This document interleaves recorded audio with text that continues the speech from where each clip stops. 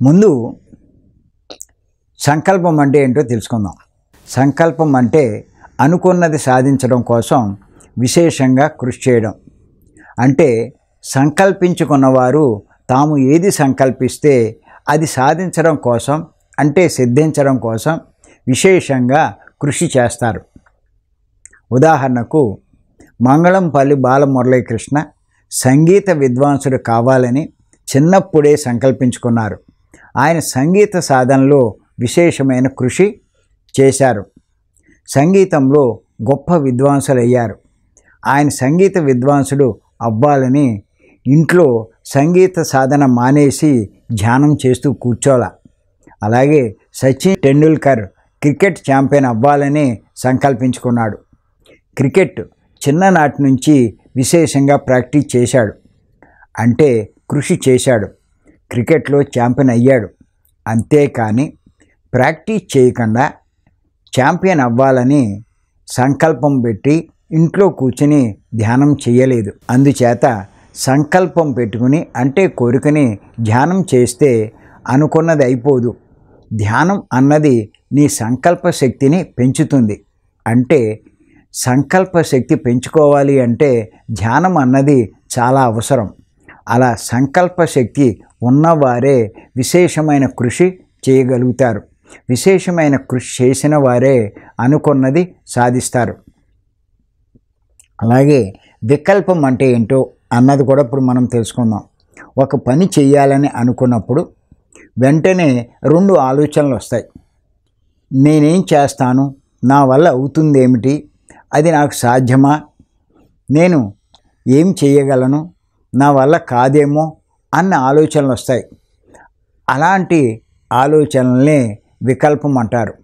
నా వల్ల అవుతుంది, నేను చేస్తాను అన్న ఆలోచనల్నే సంకల్పం అంటారు. నా వల్ల అవుతుంది ఏమిటి, వాళ్ళు నేను చెప్పినట్లు వింటారా, నా తలరాత ఇలా ఉంటే అలా అవుతుంది, మానవుడు ఒకటి తలిస్తే దైవం వేరొకటి తలుస్తాడు కదా, ఇలాంటి ఆలోచనలే వికల్పాలు అంటారు. ఒక రకంగా సంకల్పం అంటే పాజిటివ్ థాట్, అంటే నకారాత్మక ఆలోచనలు. నేను చేస్తాను, నేను సాధిస్తాను, నేను చేయగలను, తప్పకుండా నా వల్ల అవుతుంది, నేను వెళ్ళగలను, నేను మాట్లాడగలను, నేను ఎక్కగలను లాంటి ఆలోచనలు. అలాగే వికల్పం అంటే నెగిటివ్ థాట్, అంటే నకారాత్మక ఆలోచనలు, నా వల్ల కాదు అన్న ఆలోచనలు. అలాగే విరుద్ధ సంకల్పాల గురించి అది కూడా తెలుసుకుందాం. మనం పరస్పర విరుద్ధమైనటువంటి సంకల్పాలు చేస్తే ఏదీ సాధించలేం. అంటే సంకల్పం నెరవేరదు. నేను క్రికెట్ ఛాంపియన్ కావాలి, నేను సినిమాలో హీరోని కూడా కావాలి. ఈ రెండు పరస్పర విరుద్ధమైనటువంటి సంకల్పాలు. ఈ రెండు ఎలా కుదురుతాయి? మనం క్రికెట్ ఛాంపియన్ అవ్వాలనుకుంటే సినిమా హీరో గురించి ఆలోచించడం మర్చిపోవాలి. సినిమా హీరో కావాలనుకుంటే క్రికెట్ ఛాంపియన్ గురించి ఆలోచించడం మర్చిపోవాలి.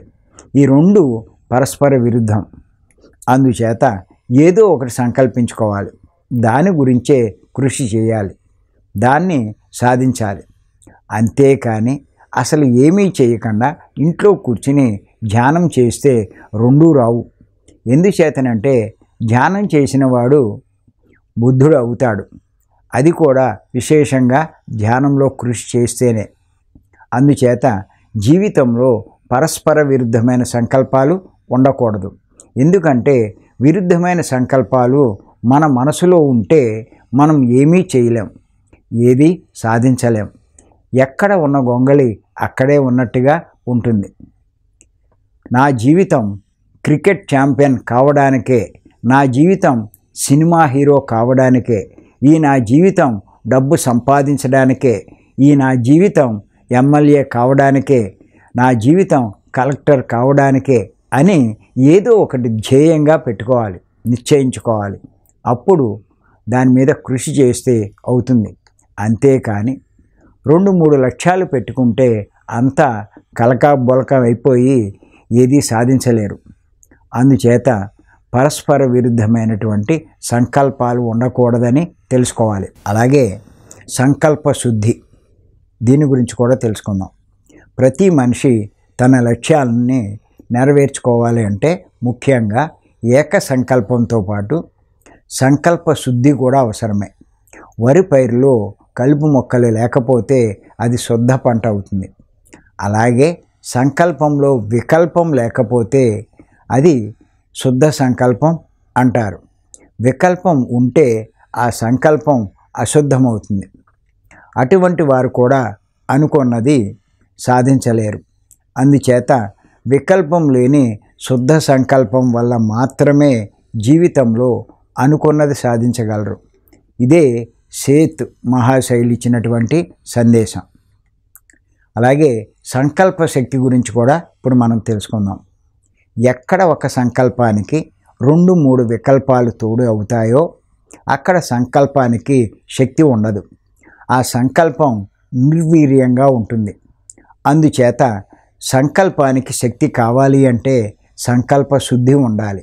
అంటే వికల్పం ఉండకూడదు. చేసే కృషి ఏకపందాలో ఉండాలి. అందుచేత ప్రతి ఒక్కరూ ఈ జీవితంలో ఏం చేయాలి అన్నది ముందే నిర్ణయించుకోవాలి.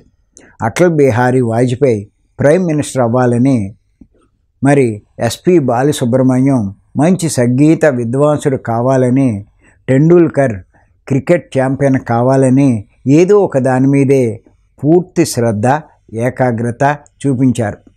మిగతా వాటన్నిటినీ ప్రక్కకు పెట్టారు. కానీ వాళ్ళు అనుకున్నది సాధించారు. ఎందుచేతనంటే మామిడి చెట్టు తీసుకుందాం. మామిడి చెట్టు మామిడి పళ్ళని ఇస్తుంది, మామిడి కాయలు ఇస్తుంది. అంతేకాని మామిడి చెట్టు రకరకాల పూలను పూయదు, రకరకాల కాయలను ఇవ్వదు కదా. కనుక ఒక విత్తనం, ఒక చెట్టు ఒకే రీతిలో ఉంటాయి. అలాగే మన జీవితం కూడా ఒకే రీతిలో ఉండాలి. ఏదో ఒక రీతిని ఎంచుకోవాలి. అదే రీతికి మన జీవితాన్ని అంకితం చేయాలి. సితార వాయించినా, ఫుట్బాల్ ఆడినా, ధ్యానం నేర్పించినా జీవితం అంతా అదే చేయాలి. ఏదో ఒకదానికి మనం అంకితం కావాలి. అందుచేత సంకల్ప శుద్ధి ఉంటేనే సంకల్ప శక్తి వస్తుంది. సంకల్ప శక్తి ఉంటేనే సంకల్ప సిద్ధి కలుగుతుంది. అంటే సంకల్పించింది సిద్ధిస్తుంది. అంటే అనుకున్నది సాధిస్తాం. ఏది ఏమైనా ముఖ్యంగా సంకల్ప శుద్ధి ఉండాలన్నా, తద్వారా సంకల్ప శక్తి పెరగాలన్నా ఎవరైనా మనసు శుద్ధి చేసుకోవాలి, మనసు శూన్యం చేసుకోవాలి. దానికి ఏకైక మార్గం శ్వాస మీద ధ్యాస, ధ్యానం. అందుచేత ధ్యానం బాగా చేయండి, సంకల్ప శక్తిని పెంచుకోండి. అనుకున్న దానికోసం విశేషమైన కృషి చేయండి, అనుకున్నది సాధించండి. హలో ఫ్రెండ్స్, పిఎంసి ఆన్లైన్ని సబ్స్క్రైబ్ చేసుకోండి. సరికొత్త అప్డేట్స్ కోసం బెల్ బటన్ని నొక్కండి.